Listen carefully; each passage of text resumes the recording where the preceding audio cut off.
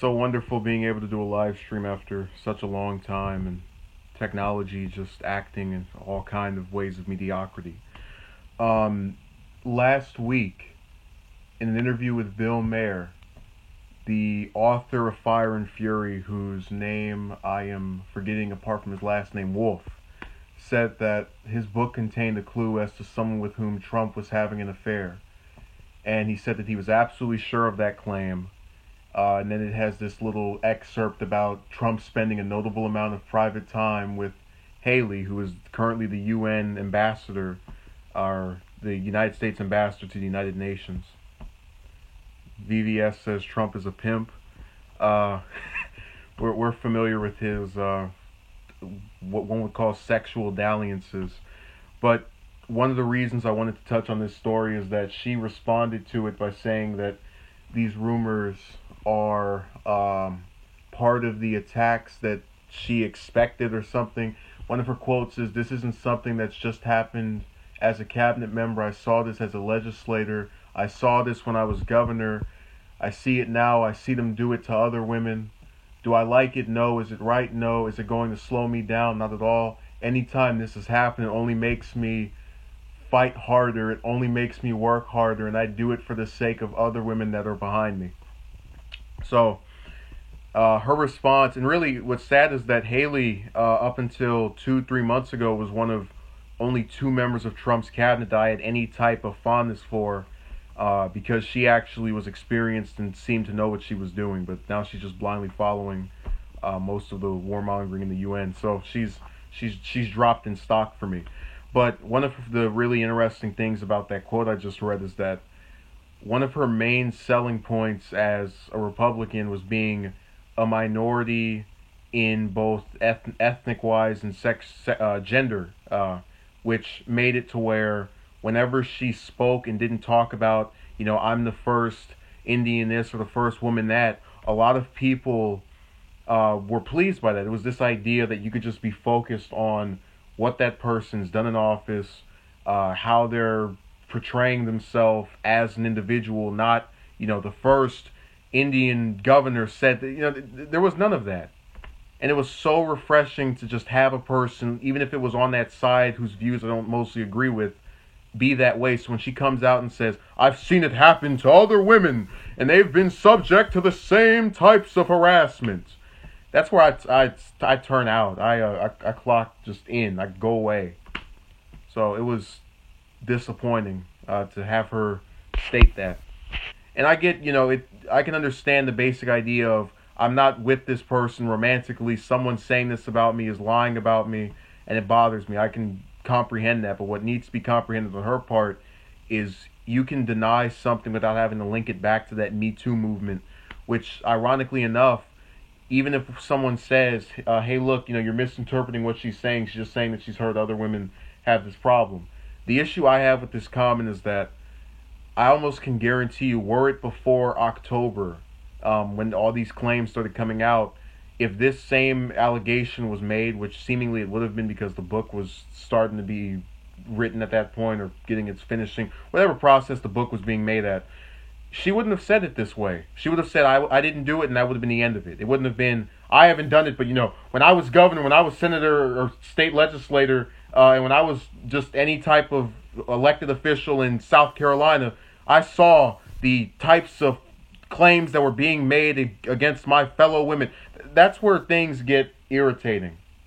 And that's something that could have been avoided had it been, September when this thing came out, which I think it covers up until that point. So it would have been relatively quick, actually. And I'm actually debating whether or not to do a reading of it, because I've gotten through most of it so far.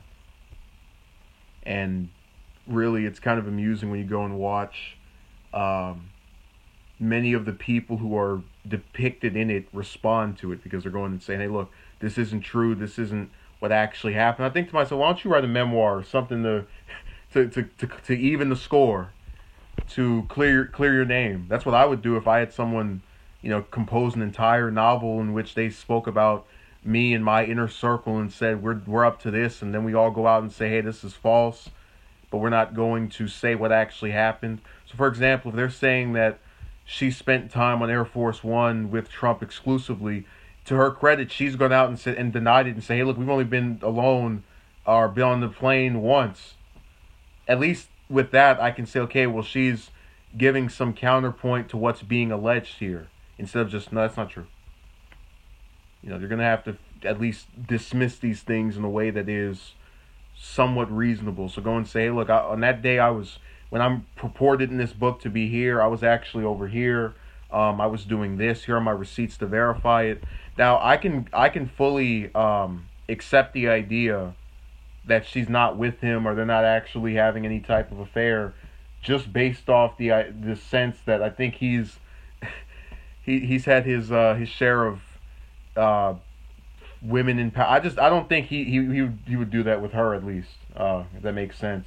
And I'm well aware that speaking from the perspective of someone who identifies as a liberal, it's kind of ironic to assess Trump negatively for his own personal romances, whereas Clinton and Lewinsky Gate and all of that happened under Democratic rule. And it's kind of amusing that you had to kind of not necessarily go off point, but to just kind of bring everything together. There was a controversy about the New York Senator Gillibrand, who said that Clinton should have resigned over his affair with Lewinsky. And people said to themselves, how can you say that 20 years later and have any credibility? That's the equivalent of me voting for, I don't know, Nixon in the 70s, and then, here I am in my 50s or 60s or 70s and early 2000s. Oh, yeah, I knew he was gonna do something illegal. Then why did you vote for him? Because you didn't know. Don't try to play revisionist history. And that's exactly what she did in making that claim, referring to Gillibrand. So when you have Haley come out and say, hey, look, this never happened at the time of the charges being made, it has a little bit more weight to it. It's not the equivalent of her going 20 years later and saying, hey, look, that didn't happen. You can't, there's certain things you just can't brush under the rug. And really, even if Trump did it, I don't see what the big deal is. Because we've already heard all the negative commentary that's been associated with his relationship with his wife, as well as his past wives. So even if basically the people who already think of him as being an unethical person are going to have their viewpoints pushed forward by this, and people who see him in a positive way are going to go, oh, no, that's not true. That's fake news. No. A term I've grown to detest over the past year, but nonetheless, it confirms everyone's bias, is basically what this turns out to be. And the sad thing is that you have so many Democrats, even a couple of Republicans, who are anti-Trump with good reason to be, in my view, but nonetheless, keep going and trying to dig for things to go and say, this is unethical, let's start impeachment. And I get tired of these types of stories. The book was funny, I've enjoyed it, but the fact that you are going to have members of Congress who will come out and say Trump needs to get thrown out of office. Why? Because he had some relationship, something we all have had at various points, and a couple of males on a much lower scale have had behind their wives' back. Say hello to Reluctant Dragon. Give him a little greeting. I didn't expect this to go this long, but the gist of what I'm conveying here is that when you have people who are in positions of power, and you haven't seen me in a while, yeah, I haven't. You're correct about that. When you have people that are in positions of power and they proceed to have relationships that are not on a business level with other people of slight power, it shouldn't be surprised, and really it shouldn't even be that condemned. If they can find some way to prove that this relationship with them is affecting American foreign policy or domestic policy, I'll rescind my comments and say, yeah, that needs to be over. We need to have some type of thing levied here. But as I see it, I don't see anything wrong with it if it is happening, and I still doubt the validity of these claims. It's not my role to second guess if the president is involved with anyone in that way to begin with. So it all goes down to just my stance on him having worsened as he's been in office, but not so much to where I can't say, hey, look, this is this is not worth it. You know, find something else to hang him by. There's many of different stories that you can, you know, nail him to the proverbial impeachment cross, and this is not one of them. So thank you, and I hope that the one person who stuck around in this enjoys himself and has a good weekend.